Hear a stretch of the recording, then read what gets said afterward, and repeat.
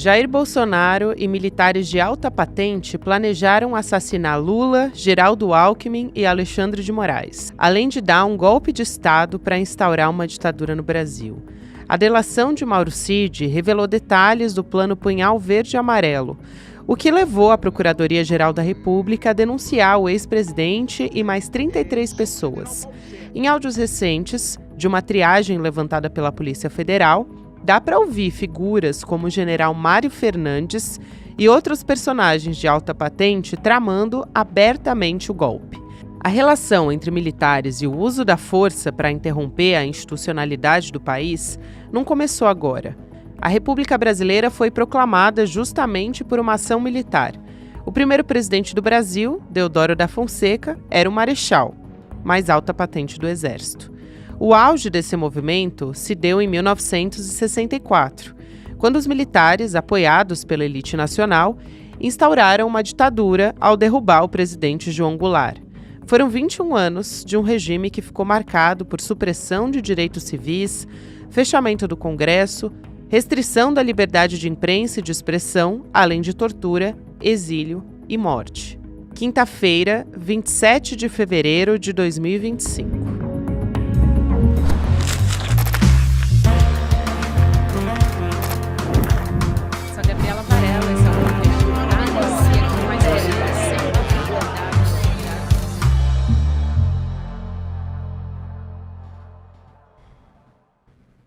Olá, seja muito bem-vindo, seja muito bem-vinda. Eu sou a Gabriela Varelli, esse é o Videocast em Detalhes.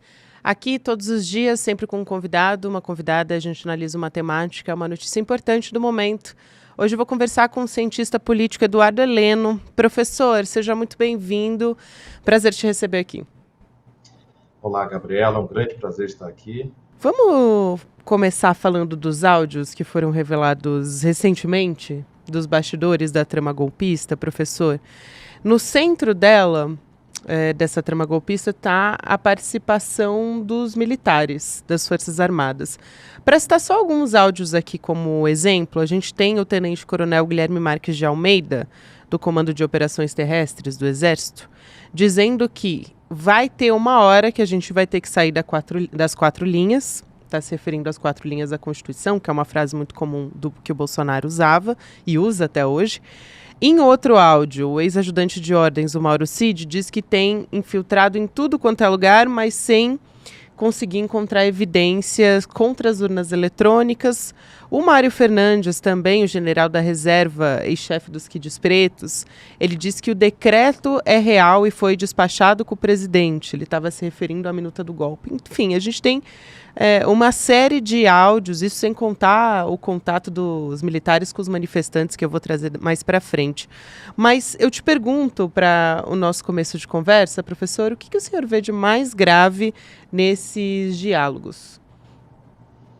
É extremamente estarrecedor para nós, cidadãos, né, sabermos até que ponto em que foi feita uma conspiração. E é mais estarrecedor ainda, né, saber que há grupos políticos, né, que defendem uma anistia a esses militares. Né? A República Brasileira, a democracia brasileira, ela passa ainda pelo seu pior teste. Né? Nenhuma democracia é perfeita, democracias estão sempre se aperfeiçoando, mas agora estamos numa espécie de uma decisão, uma esquina, em que nós optamos pela punição aos envolvidos numa tentativa de golpe de Estado, sejam eles civis ou militares, sejam eles manifestantes comuns ou políticos de alto escalão, sejam eles, né, empregados ou empresários. Eu acho que eu penso que é uma necessidade, nesse momento, da República reaver o seu destino, no sentido de punir exemplarmente quem participou da tentativa de golpe de Estado. E esses áudios, eles provam, né, um envolvimento e de uma maneira, né, que não deixa margem para qualquer tipo de defesa de que não estaria sendo planejado um golpe e de que a cúpula, né, o entorno presidencial não tivesse sabendo do que estava acontecendo. E, professor, quando a gente fala especificamente desse contato também é uma outra faceta, vamos dizer assim, desses áudios, né? Mostrando que eles mantinham um canal aberto com as pessoas que estavam acampadas nas ruas, mobilizadas, contestando o resultado das urnas, das eleições. Tem até, aqui também trazendo um exemplo para contemplar, aqui um caminhoneiro, que é o Lucas Dulo. Ele pergunta para o general Mário Fernandes: até quando vocês querem que a gente fique aqui? Quer dizer, é mais uma evidência dessa investigação que mostra o quanto tudo estava sendo arquitetado, né, conjuntamente, para que se chegasse até o dia 8 de janeiro. Né? O dia 8 de janeiro é mais um capítulo, vamos dizer assim, dessa história toda. Veja bem, e com o uso da máquina pública, né? Sem então, dúvida. Criou um ambiente em que se percebia uma certa... Para o público comum, parecia ser espontâneo, mas a questão era toda arquitetada. O uso da ação política, né, voltada a mobilizar caminhoneiros, o uso da máquina de desinformação, principalmente nas redes sociais, em especial nos canais do Instagram, do WhatsApp, né, que mantiveram, inclusive, pessoas, né, ao redor dos quartéis, né, mesmo depois das eleições, e com ainda, né, passagens que, do ponto de vista da história, vão ficar no ridículo. Né? Aquela questão das 72 horas, toda uma mobilização das paixões, de tal maneira que se criasse um ambiente de contestação que era inflado pela cúpula, né, pelo grupo próximo ao Bolsonaro, pelo próprio Bolsonaro, e por sua vez, né, o próprio papel de omissão do Bolsonaro, né, de certa maneira, deixando com que a coisa chegasse a um ponto, né, de não retorno que quase acontece no dia 8 de janeiro. Esses áudios, eles revelam, né, as entranhas do golpe, ou seja, as ramificações, né, no setor no setor mais tático, assim, que envolvia repasses em volta aos quartéis a manifestantes, né, todo estabelecimento de uma logística mínima que, caso tivesse sucesso, ia afetar, né, todas as instituições republicanas, inclusive o próprio Exército, que passaria ali por um golpe na cúpula, um golpe no alto comando. É isso. E também, aqui, para trazer especificamente a denúncia da PGR, né, foram 34 denunciados pela Procuradoria-Geral da República no dia 18 de fevereiro, uma terça-feira, justamente por tentativa de golpe de Estado. E desses 34, 24 são militares das Forças Armadas, né? Por outro lado, mesmo identificando esses militares, professor, muitas pessoas, enfim, muitos especialistas, cientistas políticos, apontam que essa denúncia da PGR sobre o inquérito do golpe trouxe um alívio para as Forças Armadas, porque isenta a instituição. Eu quero ouvir a sua opinião sobre isso, até porque o próprio ministro da Defesa falou sobre isso, né, o José Múcio Monteiro. Ele disse que separa e isenta a instituição Forças Armadas desse processo. E ele já deu várias declarações, professor, essa não é nem a primeira. Ele já falou sobre a necessidade de separar CPF do CNPJ, enfim. Aí eu acho que uma é a questão da PGR e a outra é a declaração do Múcio. Se isso não perpetua ou não dá essa sensação de perpetuar essa impunidade que vem de tantos anos, desde o período da ditadura militar. Vamos tentar tratar essa questão, Gabriela, de uma forma teórica e de outra forma prática. Vamos lá. De uma forma teórica, é importante realmente separar a instituição, né, que é uma instituição de Estado, né, daqueles integrantes que fizeram o golpe, tentaram fazer um golpe de Estado. Isso é importante, sim. Mas, do ponto de vista prático no Brasil, essa instituição, né, ela tem sido alvo de historicamente, né, ela é alvo de uma certa porosidade, principalmente dos campos mais conservadores e campos mais à direita. O que eu quero falar com isso? A história do Exército do Brasil, né, a história do Exército brasileiro, principalmente no século XX, é uma história, né, que é marcada pelo anticomunismo, né, com a reação à intentona comunista de 1935, que apaga, né, as outras intentonas, como a intentona integralista de 1968, que foi feita pela extrema-direita. Então, historicamente, as anistias dentro das Forças Armadas, né, elas são direcionadas. Em geral, os militares mais à esquerda, né, são punidos do que os militares à direita. Então, há vários estudos, eu recomendo, inclusive, do meu amigo Paulo Cunha, lá da Unesp, né, sobre a questão das anistias dadas aos militares, e foi o próprio Paulo Cunha que encontrou um dado muito interessante na Comissão da Verdade, de que dos grupos perseguidos pela ditadura, os militares foram os mais numerosos, com em torno de 6 a 7 mil militares perseguidos pelo regime. O que eu quero falar com isso é que ainda há, né, por mais que se creia numa institucionalidade das Forças Armadas, ainda há aspectos a serem melhorados, no sentido de que as Forças Armadas são do Brasil, do Estado brasileiro, e não de um grupo político ou mais conservador ou mais à esquerda. Então, nesse sentido, é necessário também, em alguns bolsões dentro das Forças Armadas, né, você ter ali um saneamento do tipo republicano. O que eu falo com isso? É que, por exemplo, as instruções não devem ser voltadas a inimigo interno, que era uma questão que já teria sido solucionada pela Constituição de 88, pela redemocratização, e essa visão de inimigo interno é que alimentou o bolsonarismo.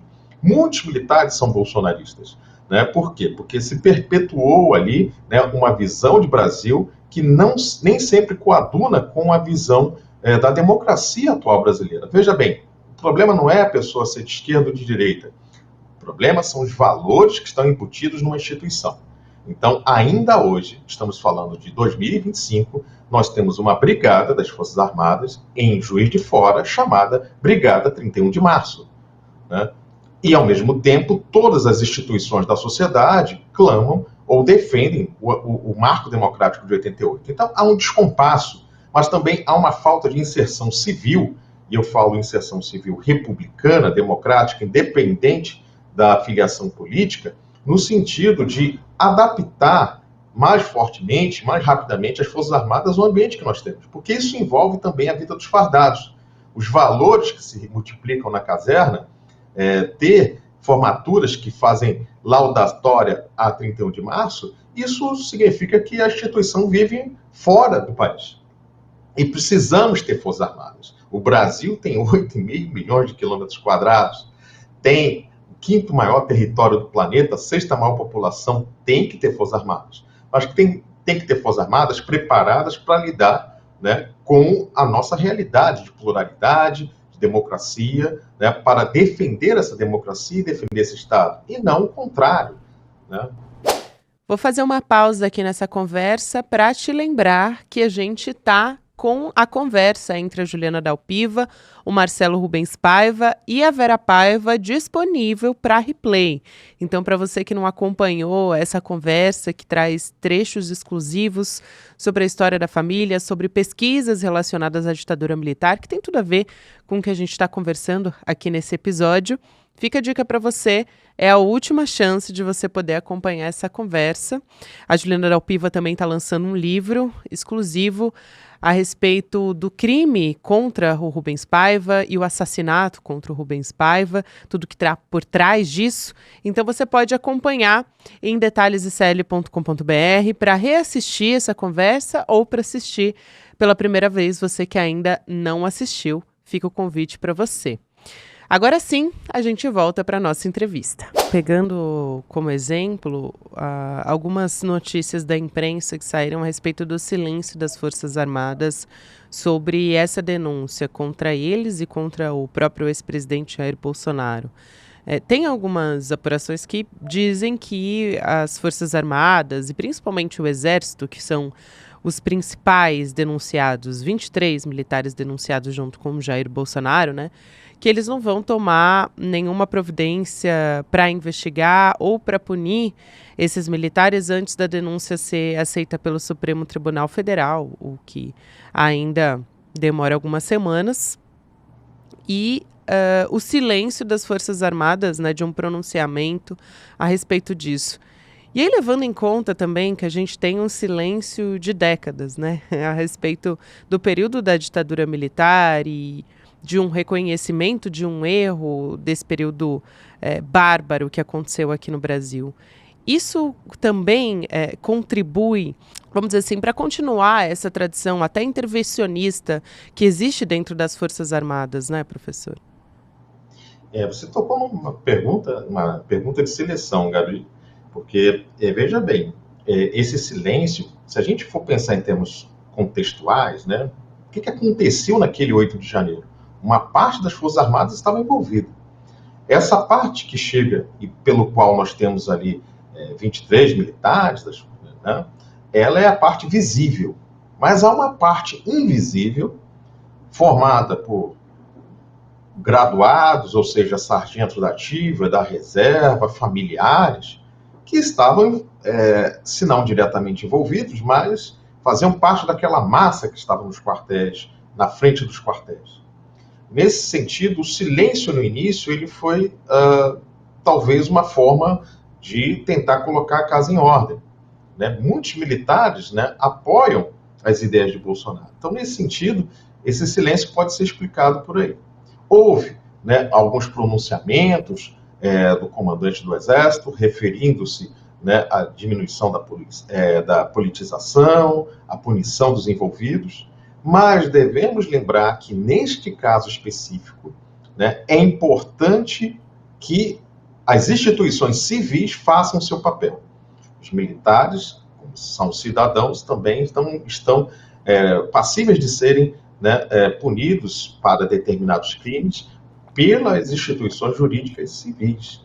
Então, o que deve acontecer? Esses militares, com a denúncia, podem ser julgados, devem ser julgados, e depois, não o comando do Exército, mas uma outra instituição, que é o Superior Tribunal Militar, deve indicar, de acordo com o tipo de pena, se esses oficiais implicados, né, podem ser, inclusive, afastados no sentido de não perder, né, o posto.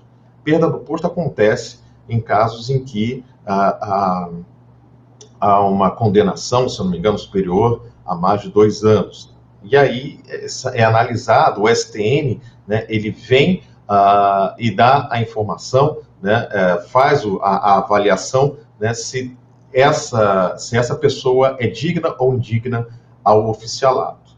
Bom, nesse sentido, mesmo que haja esse silêncio, eu entendo por esse lado. Né? É muito importante que as instituições civis, mais do que nunca, façam-se presentes. Por quê, Gabriela? Porque no passado nós tivemos o caso Rio Centro. E o caso Rio Centro foi reaberto 2 vezes e nenhum dos implicados foi punido. Inclusive, um dos envolvidos chegou a ser, né, promovido até o final da carreira e ganhou, inclusive, a medalha do pacificador. Então, nesse sentido, é importante que as instituições como o STF, né, de onde reside o entendimento da Constituição e a nossa soberania, se façam presentes mais do que nunca. Eu acho que vale a pena a gente falar também sobre... Eu passei um pouquinho sobre essa tradição que eu chamei de intervencionista, mas enfim, a gente pode chamar de uma tradição golpista que existe dentro das Forças Armadas. Por que os militares têm, na sua avaliação, professor, essa conexão tão forte com o período da ditadura militar? E aí eu queria resgatar aqui uma pesquisa, um termo que é muito utilizado pelo Carlos Fico, que é historiador também, na mesma área que o senhor, e ele fala sobre essa transição inconclusa para a democracia. Não que não houve uma verdadeira ruptura, de fato, como houve na Argentina, por exemplo. A gente teve os militares condenados pelo Estado. Então, faltou uma punição, né? Ainda existe essa necessidade de punição dos militares que cometeram crimes, enfim, violação de direitos humanos durante esse período da ditadura militar, a falta do reconhecimento de um erro também, que a gente conversou por aqui.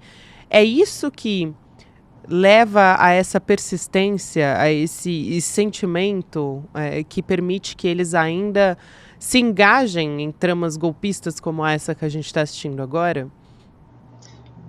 Quando a gente fala de Forças Armadas, né, a gente não pode pensar que é um monolito, que todo mundo pensa igual. E, de certa maneira, né, as Forças Armadas brasileiras reproduzem alguns padrões da própria sociedade brasileira. Tanto que a opção autoritária, né, a gente viu no Brasil em vários momentos da história. A opção autoritária, ela fez parte, né, de 30, ela fez parte, né, em 64, mas antes em intervenções mais pontuais das Forças Armadas. A próprio golpe que dá origem à República, né? É um golpe que tem ali a presença do Exército e uma cultura que a gente vai analisar, uma cultura de tutela do Exército sobre a República.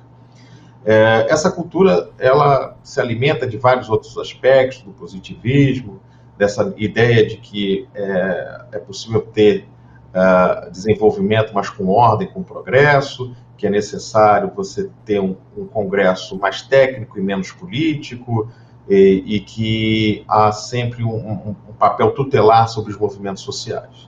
Isso muda um pouco em 64, um pouquinho antes, em 59, quando a gente tem a influência da Guerra Fria, principalmente da escola francesa, no qual o inimigo dado ao exército brasileiro na Guerra Fria é o inimigo interno.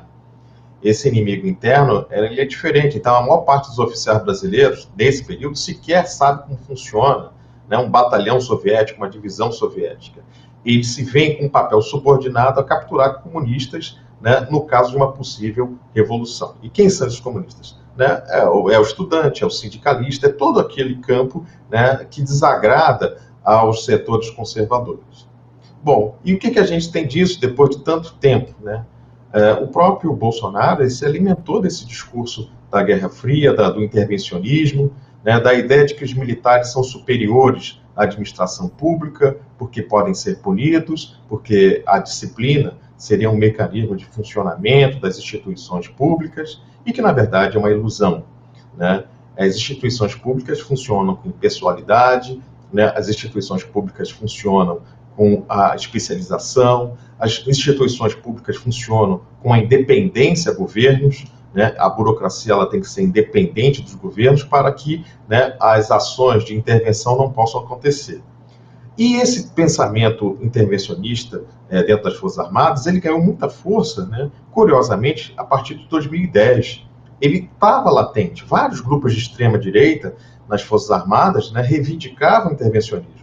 Mas foi o fato da direita chegar às ruas a partir de 2013 que deu a possibilidade de visibilidade dessa ideia intervencionista. Essa ideia de que os militares iriam sanear a nação. Isso é tão ruim para as Forças Armadas como é para a República, né? E uma maneira de diminuirmos isso, ou de neutralizarmos isso, né, primeiro vai uma mudança do sistema educacional, não só das Forças Armadas, mas de todo o Brasil. Né? Eu acho que temos que semear mais os ritos democráticos ligados à República. Né? Em vez de 31 de março, temos que estar comemorando o Dia da Constituição. Em vez né? Pouco se fala na memória militar da Segunda Guerra Mundial. Faz 80 anos agora que os pracinhas brasileiros tiveram vitória na Segunda Guerra Mundial contra o fascismo. Né? Então, é necessário, né, uma mudança, uma reprogramação, como queiram, né, da maneira como os militares aprendem pontos ligados à República, mas também como os civis. Não é possível que, dentro do Congresso, né, discursos favoráveis à ditadura, né, sejam reproduzidos. Então, a gente tem que ter uma escolha. O que nós queremos como país? Se nós queremos democracia, se nós queremos república, se nós queremos nos manter com o Estado, né, temos que atentar, né, para que 64 não module a discussão política, no sentido de que os valores têm que ser diferentes. A sociedade mudou. Não adianta um militar pensar em esquerda e direita à lá 64, à lá Guerra Fria, e chegar numa missão no Congo, uma missão no Líbano, e vai ver que é totalmente diferente a conjugação de forças. E com isso a gente está desperdiçando o dinheiro do cidadão, né, do contribuinte, com aspectos, né, derivados da Guerra Fria que não podem mais estar imperando na nossa realidade. E acho fundamental, né, que quando a gente está falando desse e tal de inimigo interno, né, foi de um período muito ligado ao Castelo Branco ali, né, professor? Para a gente fechar, eu te pergunto sobre essa necessidade de um debate político para falar sobre reforma. E o quanto dizem que porque é um momento muito difícil para o governo Lula, porque tem essa questão com o Congresso Nacional. A gente até acabou de ter uma mudança recente na presidência da Câmara e do Senado, que amenizou um pouco essa queda de braço, vamos dizer assim, entre os poderes, mas ela ainda existe, também envolvendo o judiciário. Mas o quanto é necessário trazer o debate sobre uma reforma das Forças Armadas, né? Não só a denúncia da PGR ou, eventualmente, a condenação também desses militares para consolidar a nossa democracia, mas também trazer esse debate para a nossa sociedade, né? E para subordinar os militares ao poder dos civis. Essa questão é muito importante. A gente tem que ver, primeiro, com muita serenidade, porque o que está acontecendo no mundo? Por exemplo, na Alemanha, né, houve um batalhão de operações especiais que foi extinto porque tinha envolvimento de células de extrema-direita nessas forças especiais. Isso na Alemanha recentemente, né, onde você tem crescimento das forças mais de extrema-direita. Então, aqui no Brasil, né, a gente tem que rever qual o papel de alguns órgãos militares, né, que são voltados à operação especial. Creio também que repensar, existe um conceito que muitos militares usam de operação psicológica, que é utilizado para dentro, né, quando, na verdade, as Forças Armadas devem ser utilizadas para fora. Um outro aspecto que deve ser trazido à baila é que hoje o Brasil tem, diferentemente da Constituição de 88, né, vários especialistas nas universidades, que são frutos, inclusive, da Estratégia Nacional de Defesa e de outras gerações que tinham um número muito menor de pesquisadores, né, mas que puderam reproduzir, né, por seus orientandos, seus pesquisadores que vieram depois, uma comunidade hoje muito maior. Temos, por exemplo, a Associação Brasileira de Estudos de Defesa, temos aqui na UF, Instituto de Estudos Estratégicos. Então, esses novos atores, que são do mundo civil, devem também ajudar no debate, né? Um debate sobre qualidade das Forças Armadas, sobre missão das Forças Armadas, porque toda a missão das Forças Armadas, ela, longe de ser apenas operacional, ela cumpre um objetivo estratégico. E a estratégia reside na política. A Argentina foi um caso muito específico também, porque as Forças Armadas, elas tiveram, durante 50 anos, de 1930 a 1984, uma intervenção, inclusive, no judiciário. Né? As Forças Armadas na Argentina tiveram muito poder, né? Muito mais até poder do que no Brasil. E essa foi a reação em 83. Aqui no Brasil sempre levamos um princípio de conciliação e acho que esse princípio se desgastou. Né? A redemocratização mostrou que ainda é necessário fazer algumas ações, né, de mudança real.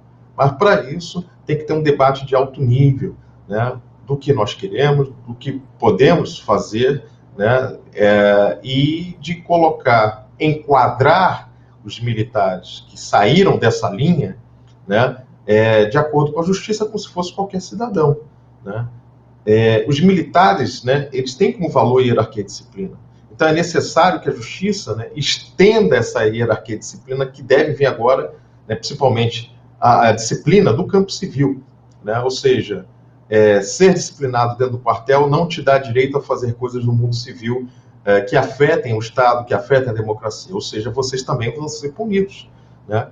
E, nesse sentido, se corrige, né, um elemento histórico que nós devemos, né, às gerações do passado e devemos à geração futura, né, enquadrar os militares que cometeram esses crimes. Professor Eduardo Heleno, um prazer te receber aqui. Muito obrigada e até uma próxima oportunidade. Eu que agradeço. Deixo meu abraço a todos os ouvintes. Obrigado, Gabi.